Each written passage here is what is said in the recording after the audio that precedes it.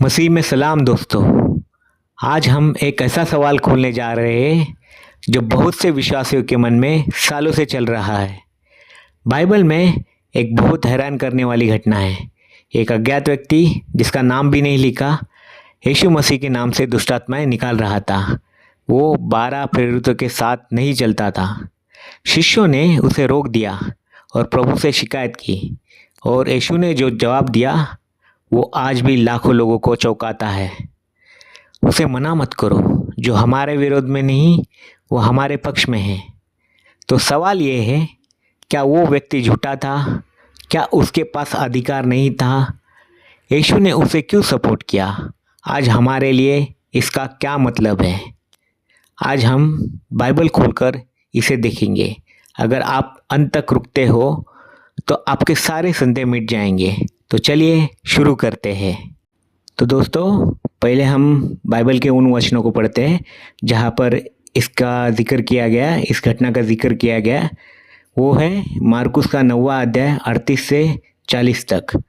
यूहन्ना ने उससे कहा, हे गुरु, हमने किसी को तेरे नाम से दुष्टात्माएं निकालते देखा और उससे रोकने का प्रयत्न किया, क्योंकि वो हमारा साथी नहीं था। परंतु यीशु ने कहा, उसे मत रोको, क्योंकि ऐसा कोई नहीं जो मेरे नाम से आश्चर्य कर्म करे और इसके तुरंत बाद मुझे बुरा कह सके, क्योंकि जो हमारे विरोध में नहीं वो हमारे साथ है। इसी घटना का जिक्र लूका के सुसमाचार में भी किया गया है। लूका का 9 चैप्टर 49 से 50 तक। तब यूहन्ना ने कहा, हे स्वामी, हमने एक मनुष्य को तेरे नाम से दुष्ट आत्माओं को निकालते देखा और उसे रोकने का प्रयत्न किया, क्योंकि वो हमारे साथ रहकर तेरा अनुसरण नहीं करता। परंतु यीशु ने उससे कहा, उसे मत रोको, क्योंकि जो तुम्हारे विरोध में नहीं वो तुम्हारी ओर है। लेकिन इस घटना से पहले यीशु मसीह के शिष्य थे, उनमें कुछ वाद विवाद हुआ था, जिसका जिक्र मार्कुस की किताब 9 चैप्टर 33 से 37 तक हम पढ़ेंगे। फिर वे कफरनहूम पहुँचे, और जब वह घर में था तो उसने उनसे पूछा, मार्ग में तुम क्या विवाद कर रहे थे? परंतु वे चुप रहे, क्योंकि मार्ग में उन्होंने आपस में वाद विवाद किया था कि हम में से बड़ा कौन है। बैठने के पश्चात उसने 12 को बुलाया और उनसे कहा, यदि कोई प्रथम स्थान चाहे तो सबसे अंतिम हो और सबका सेवक बने। तब उसने एक बच्चे को लेकर उनके मध्य में खड़ा किया और उसे गोद में लेकर उनसे कहा, जो कोई मेरे नाम से किसी ऐसे बच्चे को ग्रहण करता है वह मुझे ग्रहण करता है, और जो मुझे ग्रहण करता है वो मुझे नहीं परंतु उसे ग्रहण करता है जिसने मुझे भेजा है। तो दोस्तों, देखा कि किस तरह यीशु मसीह के शिष्य आपस में झगड़ रहे थे कि भाई हम में सबसे बड़ा कौन है। जब यीशु मसीह ने देखा कि इनमें घमंड आ गया, तो यीशु मसीह चाहते थे कि उनमें नम्रता है। उनको नम्रता सिखाने के लिए उन्होंने क्या किया, एक छोटे से बच्चे को गोद में लेकर कहा, जो ऐसे बच्चे को मेरे नाम से ग्रहण करता है वो मुझे भी ग्रहण करता है, और जो मुझे ग्रहण करता है वो मुझे भेजने वाले पिता परमेश्वर को भी ग्रहण करता। और इस तरह यीशु मसीह उन शिष्यों को नम्रता सिखाते हैं। तो नम्रता बहुत ज़रूरी है, और हमें भी इस तरह घमंड नहीं करना चाहिए कि भाई चर्च मिनिस्ट्री में कौन बड़ा है कौन छोटा है, और ये मसीह को और परमेश्वर को मंजूर नहीं है। ये बिल्कुल गलत बात है। अभी सबसे बड़ा सवाल, क्या वो व्यक्ति झूठा नबी था जो बिना अधिकार के दुष्टात्मा को निकाल रहा था? तो हम उसके लिए कुछ वचनों को पढ़ेंगे। सबसे पहली वचन है मत्ती की किताब में से चैप्टर 7 15 से पढ़ेंगे। झूठे नबियों से सावधान रहो, जो भेड़ों के वेश में तुम्हारे पास आते हैं, परंतु भीतर से वे भूखे फाड़ खाने भेड़िए हैं। उनके फलों से तुम उन्हें पहचान लोगे। क्या कटीली झाड़ियाँ से अंगूर या कांटों से अंजीर तोड़े जाते हैं? इसी प्रकार प्रत्येक अच्छा पेड़ अच्छा फल देता है, परंतु निकम्मा पेड़ बुरा फल देता है। अच्छा पेड़ बुरा फल नहीं दे सकता, और न ही निकम्मा पेड़ अच्छा फल दे सकता है। प्रत्येक पेड़ जो अच्छा फल नहीं देता काटा और आग में झोंक दिया जाता है। देखा, तो यहाँ पे किस तरह मतलब झूठे झूठे नबियों को पहचान जाता है, उनके फलों से हम पहचान सकते हैं। तो झूठे नबी अगर ये विश्वासी वहाँ पे भले उसके पास अधिकार नहीं था और दुष्ट आत्मा को निकाल रहा था, लेकिन वहाँ पे चमत्कार हो रहे थे, दुष्ट आत्मा निकल रहे थे, तो उसके फलों से हम पहचान सकते कि वो झूठा नबी नहीं था। अगर हम मत्ती का 12 अध्याय 30 वचन पढ़ेंगे तो यीशु ने खुद कहा था, जो मेरे साथ नहीं वो मेरे विरोध में है। तो मार्कुस 9 में उल्टी बात कैसे, क्योंकि वो व्यक्ति विरोध में नहीं था। अब हम एक ऐसी घटना के बारे में बात करेंगे जहाँ पे यीशु मसीह का नाम गलत तरीके से लिया गया था। वो घटना है प्रेरितों के काम जो किताब है उसके 19 चैप्टर 13 से 16 तक हम पूरा वचन पढ़ेंगे, जहाँ पे इसका जिक्र किया गया है। तब कुछ यहूदी भटकने वाले भूत भगाने वालों में से कुछ ने भी दुष्टात्मा ग्रस्त लोगों पर यह प्रयत्न किया कि प्रभु यीशु मसीह का नाम लेकर कहे कि जिस यीशु का पौलुस प्रचार करता है उसी के नाम से मैं तुम्हें आज्ञा देता हूँ। और यह काम स्केवा नाम एक यहूदी महायाजक के 7 बेटे कर रहे थे। परंतु उस दुष्टात्मा ने उन्हें उत्तर देकर कहा, यीशु को तो मैं जानता हूँ और पौलुस को भी जानता हूँ, परंतु तुम कौन हो?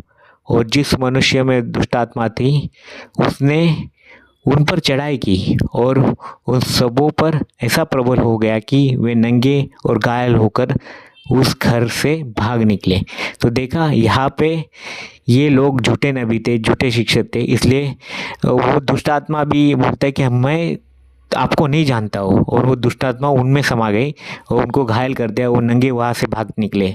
लेकिन मार्कुस 9 में वो जो इंसान था जिसके पास अधिकार नहीं था, जैसे शिष्य बोलते थे इसके पास अधिकार नहीं फिर भी कैसे निकालता है ये इंसान दुष्टात्मा को, वो झूठा नबी नहीं था। इसका मतलब असली सामर्थ यीशु मसीह के नाम में है, और आपके पास अधिकार है या नहीं है इससे कोई मतलब नहीं। अगर कोई व्यक्ति पूरे विश्वास से भी प्रार्थना करता है तो उसकी परमेश्वर सुनेगा। अगर मैं किसी के कोई बीमार व्यक्ति है वहाँ प्रार्थना करने जाता हूँ और पूरी महिमा परमेश्वर को देता हूँ कि परमेश्वर इस आदमी को ये तकलीफ है, प्लीज़ इसको ठीक कर दे, अगर तू ऐसा करता है तो इस घर में तेरी महिमा हो, मेरी नहीं तेरी महिमा हो, पूरा श्रेय मैं परमेश्वर को देता हूँ, तो परमेश्वर मेरी प्रार्थना सुनेगा। और यीशु मसीह के सामर्थ्य नाम में मैं करूँगा तो वो परमेश्वर सुनेगा ही। तो इस तरीके से होता है, अधिकार होना या न होना नहीं है, तो असली सामर्थ्य तो यीशु मसीह के नाम में है। अब हम कुछ वचनों को देखेंगे जहाँ पे साफ लिखा है कि यीशु मसीह का नाम कितना सामर्थ्य है। सबसे पहले फिलिप्पी की किताब 2 अध्याय 9 से 11 तक पढ़ते। इसलिए परमेश्वर ने भी उसे अति महान किया और उसको वह नाम दिया जो सब नामों में श्रेष्ठ है, कि यीशु के नाम पर स्वर्गीय और पृथ्वी पर के और पाताल में है सब के सब घुटने टेके, और परमेश्वर पिता की महिमा के लिए हर एक जीव अंगीकार करे कि यीशु मसीह ही प्रभु है। तो देखो यीशु मसीह प्रभु के नाम का कितना सामर्थ्य है। तो यहाँ पे देखिए स्वर्गीय पृथ्वी और जो पाताल में है सबके घुटने उसके नाम पर टिके। अभी हम देखेंगे प्रेरितों के काम 3 अध्याय 6 और 16 वचन। जब पतरस कहीं से जा रहा था तो उसे एक आदमी दिखा, बीमार था, तो गरीब था बेचारा। तो उसने कहा कि मेरे पास ना तो चांदी है ना सोना, परंतु जो मेरे पास है उससे मैं तुझे देता हूँ। यीशु मसीह नासरी के नाम से उठ और चल। तो देखो एक आदमी जब उसे दिखा जो शायद भिखारी था, तो उसे कहा गरीब था, और तो उसे कहा कि भाई मेरे पास चांदी नहीं है, सोना नहीं है, कुछ नहीं है, लेकिन मैं तुझे चंगा करता हूँ, वो भी यीशु मसीह के नाम में। तो यहाँ पे भी दिखता है कि यीशु मसीह के नाम में कितनी सामर्थ है। और आगे देखते हैं, और उसके नाम ही के विश्वास से उसके नाम ने इस मनुष्य को जिसे तुम देखते हो और जानते हो मजबूत किया है, और उसके नाम का विश्वास ही ने इसको तुम सबके सामने पूरी रीति से अच्छा किया है। ये मेरे ख्याल से 16 वचन है, प्रेरितों के काम का 3 अध्याय का 16 वचन। तो यहाँ पे दिखता है कि यीशु मसीह के नाम में कितना सामर्थ्य है। क्या यीशु मसीह ने सिर्फ 12 लोगों को भेजा था या 12 लोगों से ज़्यादा थे? अगर हम लूका की किताब 10 अध्याय पहला वचन और 17 से 20 तक हम पढ़ेंगे मुख्यांश। तो वहाँ पे इसका जिक्र है। इन बातों के बाद प्रभु ने 70 और भी नियुक्त किए। देखो यहाँ पे 70 लिखा है। और उन्हें दो दो करके अपने आगे हर एक नगर और स्थान में भेजा जिधर वह आप जाने वाला था। तब वे 70 जन आनंद करते हुए लौटे और कहा, हे प्रभु, तेरे नाम से दुष्ट आत्माएं भी हमारे वश में हो जाती है। उसने उनसे कहा, मैंने शैतान को आकाश से बिजली की नाई गिरते देखा।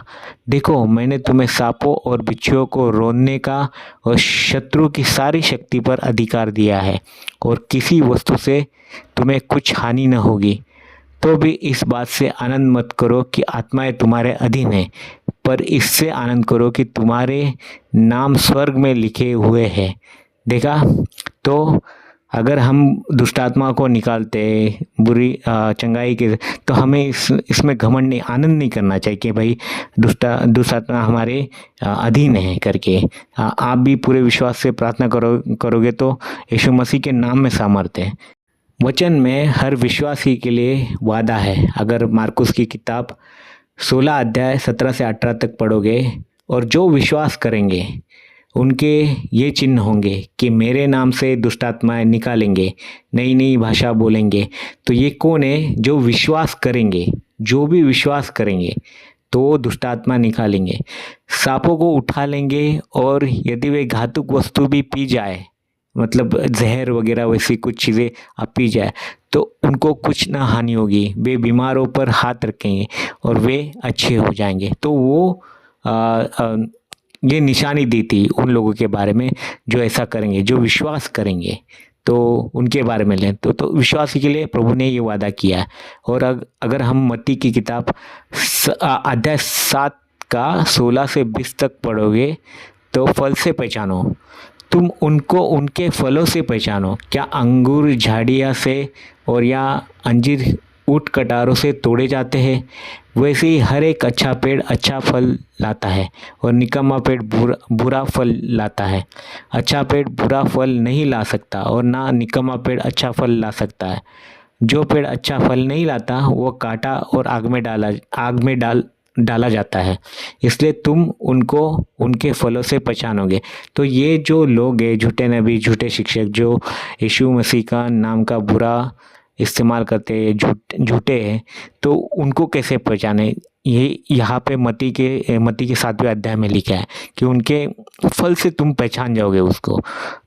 आज इंटरनेट पे और टेलीविज़न पे हर जगह ये झूठे नबी आपको दिखेंगे, और आप बिल्कुल पहचान सकते हो। मुझे आपको किसी का नाम यहाँ पे लेने की ज़रूरत नहीं। वो महंगे महंगे कारों में घूमते हैं, उनके जो घर है बड़े बड़े, मतलब मेंशंस रहते ना, बड़े बंगलोज़ में रहते, करोड़ों के बंगलोज़ में रहते हैं, और डिज़ाइनर कपड़े पहनते हैं, महंगी महंगी घड़ियाँ पहनते हैं, और टेलीविज़न पे $10,000 $2,000 ऐसे दान मांगते, 10वां अंश मांगते। तो ये जो सब है वो झूठे नबी है। वो इंसान जो अधिकार न होने के बाद भी विश्वास से प्रार्थना कर रहा था, वो झूठा नबी नहीं था। आज झूठे नबी हर जगह फैले हुए हैं। जैसा प्रभु ने कहा था कि झूठे नबी आएंगे, झूठी शिक्षक आएंगे, तो वैसा आ चुके हैं। प्रभु की भविष्यवाणी कभी गलत नहीं ठहरेगी, और ऐसा लोग हैं, उनको आप उनके फलों से बिल्कुल पहचान सकते हो। और आपको करना भी चाहिए, पहचानना भी चाहिए, और लोगों को आगाह भी करना चाहिए कि ऐसे झूठे नबी है। सब विश्वासी को आपको उनको पहचानने में मदद करनी चाहिए। आखिर में कुछ वचन आपके लिए पढ़ता हूँ। यीशु मसीह का राज्य बहुत बड़ा है। अगर आप यूहन्ना का 10 अध्याय 16 वचन पढ़ोगे ना, तो वहाँ पे लिखा है, और मेरी और भी भेड़ें हैं जो इस भेड़शाला की नहीं, उन्हें भी मुझे लाना अवश्य है, और वे मेरी आवाज़ सुनेंगी, और एक ही झुंड और एक ही गडेरिया होगा। और याकूब का 4 अध्याय 6 वचन में लिखा है, घमंड छोड़ो।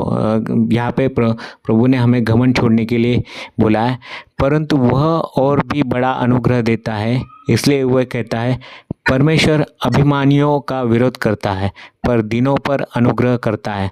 तो हमें अभिमान नहीं करना चाहिए, घमंड नहीं करना चाहिए, दीन बनना चाहिए, ऐसा इस वचन में लिखा है। और कुरिन्थियों का पहला कुरिन्थियों का 12 अध्याय 12 से 13 तक पढ़ते हैं। क्योंकि जैसे शरीर एक है और उसके बहुत अंग हैं और शरीर के सब अंग बहुत होकर भी एक शरीर है, वैसे ही मसीह भी है। क्योंकि हम सब चाहे यहूदी, चाहे यूनानी, चाहे दास, चाहे स्वतंत्र, एक ही आत्मा के द्वारा एक शरीर होने के लिए बपतिस्मा लिया गया है। तो हम सब मसीह में एक शरीर और एक कलीसिया है, ये याद रखना। और आखिर में आपके लिए एक प्रार्थना करता हूँ। प्रभु यीशु मसीह, तेरा नाम सर्वोच्च है। हर हृदय से हर घमंड, हर जलन, हर छोटी सोच को निकाल दे। हर उस भाई बहन को सामर्थ दे जो आज भी तेरे नाम से गाँव-गाँव, घर-घर, सड़कों पर लोगों को चंगा करते हैं, उनको बुरी आत्मा से छुड़ा ले आते हैं। तेरा राज्य बढ़े, तेरी महिमा हो। आमीन। अगर ये वचन आपको छू गया हो तो लाइक करो, शेयर करो, कमेंट में लिखो यीशु का नाम सर्वोच्च है, सब्सक्राइब, घंटी दबाओ। जय मसीह की। परमेश्वर आपके चैनल को लाखों करोड़ों तक पहुंचाए।